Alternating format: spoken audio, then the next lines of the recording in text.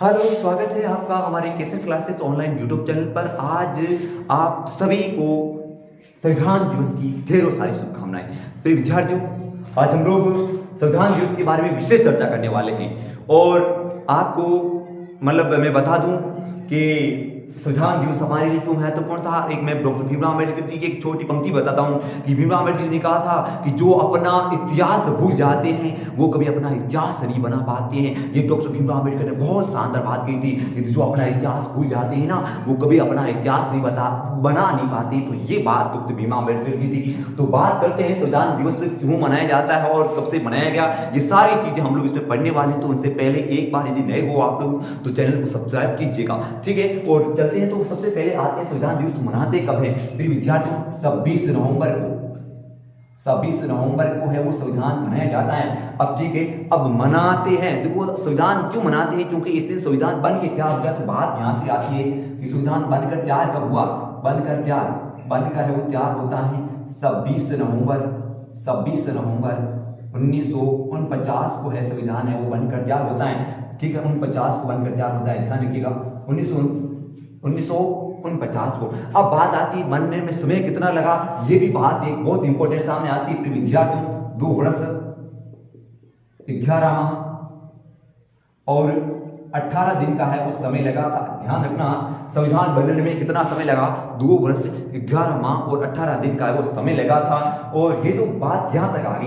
अब मेरे विद्यार्थी, संविधान दिवस बनाना है वो कब से बनना शुरू किया गया, मतलब संविधान दिवस को है मुख्य रूप से बनाना है भारतीय अंदर कब से शुरू किया गया। तो वो होता है विद्यार्थियों 2015 से। ध्यान रखना, मतलब भारत के अंदर बनाना, मैं यह लिख रहा हूं भारत के अंदर बनाना कब शुरू करते हैं, 2015 से।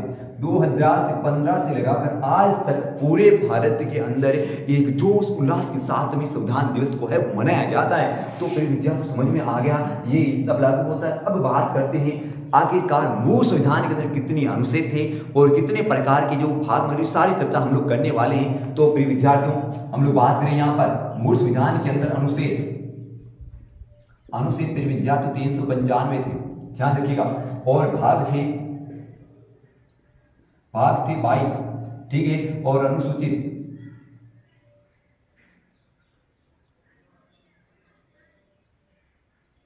आप लोग बात करते हैं अनुसूचियां कितनी थी, अनुसूचियां थी कितनी, अनुसूचियां 12 थी, ठीक है ना। बात समझ में आ रही है आपको कि यहाँ पर जैसे 395 अनुच्छेद थे, 22 भाग थे और 12 अनुसूचियां थी, तो समझ में आ गया। अब देखो अब वर्तमान में कितने, ये तो मूल संविधान की बात हो रही है। ये कौन संविधान की है, मूल संविधान, ठीक है ना। ये तो मूल संविधान की बात है। अब हम लोग बात करने वाले हैं कि वर्तमान संविधान के अंदर कितने। तो प्रिय विद्यार्थी, तो ये अनुच्छेद 395, ये अनुच्छेद हो गए हैं 448, ठीक है। अब जो 22 भाग थे ये 25 हो गए हैं। और अनुसूचियां कितनी हो गई, ये अनुसूचियां 12 ही है। कहने का मतलब इसमें कोई प्रकार का बदलाव नहीं हुआ है। तो ये तो बात यहां तक हुई। तो कहने का मतलब मूल संविधान के अंदर 395 अनुच्छेद थी, 22 भाग थे और 12 अनुसूचियां थी। तो अब ये अनुच्छेद कितने हो गए हैं, 448 हो गए हैं और 25 भाग हो गए हैं और 12 अनुसूचित। ये बात यहां तक इंपॉर्टेंट हो जाती है। तो ये भी हम लोगों ने समझ लिया। और आखिरकार विद्यार्थियों, संविधान दिवस बनाने के पीछे डॉक्टर बाबा साहब अम्बेडकर का बड़ा रोल था। मैं बताऊं आपको बाबा साहब के बारे में। बाबा साहब का बड़ा रोल था, क्यों, क्योंकि डॉक्टर भीमराव अम्बेडकर जी है वो, कहने का मतलब इनको है वो संविधान बनाने का काम सौंपा गया था। तो डॉक्टर भीमराव अम्बेडकर क्या करते हैं, ये अपने ज्ञान के माध्यम से उन विदेशों की यात्रा करके नई नई चीजों को भारतीय संविधान में शामिल करने का प्रयास करते हैं। ध्यान दीजिएगा प्रिय विद्यार्थियों, यहाँ पर इस प्रकार से डॉक्टर भीमराव अम्बेडकर अलग अलग संविधान का अध्ययन करके ऐसी चीजों को भारतीय संविधान के अंदर लाने का प्रयास करते हैं जो भारतीयों के लिए बहुत शानदार हो। तो ये चीज काम करते बाबा साहब अम्बेडकर करते हैं। और इनके अथक प्रयासों से हमको एक विश्व का बहुत बड़ा विशाल संविधान ये है मिला था, बहुत बड़ा विशाल, क्योंकि इतना बड़ा जिसके अंदर 448 अनुच्छेद। यहाँ पर बात की तो अब भी बात है, देखो 395 अनुच्छेद थी, आप 4 नियम की बात करें तो भी बहुत बड़ी बात होती है, पर 395 अनुच्छेद थी तो ये बात अपने आप में बड़ी हो जाती है। और इस प्रकार से जो अपना यहाँ पर संविधान दिवस पे है संविधान बनाया और संविधान पर विशेष रूप से डॉक्टर भीमराव अम्बेडकर जी के द्वारा है ये काम किया गया था। तो ये तो बात यहाँ तक आती है। और बात ये करते हैं डॉक्टर, अब देखो यहाँ पर महत्वपूर्ण प्रस्तावना होती है, ध्यान दीजिएगा।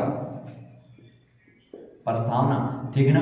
तो ये प्रस्तावना ही थी, और जिस प्रस्तावना का विशेष रूप से कहने का मतलब संविधान के अंदर महत्वपूर्ण जगह, और इसके अंदर सारा संविधान की महत्वपूर्ण तथ्यों को है वो शामिल किया गया, जिसमें समाजवादी है, बंद निरपक्षता है, और जैसे गणराज्य वगैरह है, सारी चीजों को शामिल किया गया, और ये भारतीयों के लिए कर दिया गया। तो ये आपको इतना समझ में आ गया होगा कि कब होता है, और देखो लागू कब होता है। लागू तो 26 जनवरी 1950 को होता है, ध्यान दीजिएगा। 26 जनवरी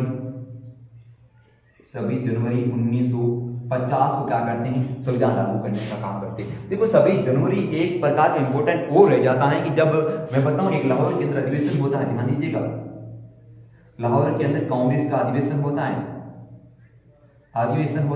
और इस अधिवेशन में पंडित जवाहरलाल नेहरू यानी नेहरू जी ने क्या कहा, पूर्ण स्वराज्य की मांग करते हैं। पूर्ण स्वराज्य की क्या करते हैं, मांग करते हैं। उन्होंने कहा भाई हम लोगों को आधा अधूरा संविधान नहीं चाहिए, कोई आधा अधूरा है वो देश मन में, तो क्या चाहिए, पूर्ण संविधान चाहिए, यहाँ पर पूर्ण स्वराज्य चाहिए। तो ये पूर्ण संविधान है, पूर्ण स्वराज्य चाहिए, सॉरी, ठीक है। तो ये बात इसमें होती है। तो इसी को दिन क्या करते हैं, इस 26 जनवरी को है वो एक स्वतंत्रता दिवस, पहला स्वतंत्रता दिवस की बात करें, यहाँ पर लिखने का प्रयास करूंगा। यानी पहला स्वतंत्रता दिवस, स्वतंत्रता पहला दिवस है वो कब मनाए जाते हैं, 26 जनवरी को ही मनाए जाते हैं। ये बात यहां तक आती है, तो समझ में आ गया होगा इतना, और ठीक है, ये इतने सारी समझ में आ गया है। तो एक बार उन्हें आप लोग है इस वीडियो को है सब्सक्राइब कीजिए, और मिलते हैं प्रिय विद्यार्थियों एक नेक्स्ट वीडियो के अंदर। तब तक बने रहिए। जय हिंद, जय भारत।